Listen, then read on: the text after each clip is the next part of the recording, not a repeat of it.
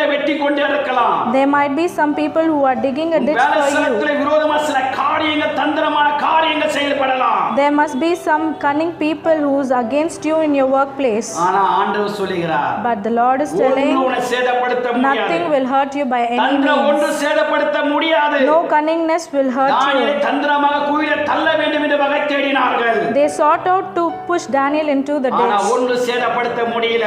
But nothing was there to hurt them. Not only that, குழி வெட்டினோட அவனே ஒரு வாழ்க்கையிலே ஆபத்தை சந்தித்தான். those of themselves who digged the den were thrown into the இந்த ditch. நாளிலே பார்க்கும்போது Now when you see today, ஒன்று உன்னை சேதப்படுத்த முடியாது. nothing will hurt you. முதலாவது என்ன? What is the first one? தந்திரமான காரியங்கள். Cunningness or deceiving தந்திரமான things. காரியம் உன்னை சேதப்படுத்த முடியாது.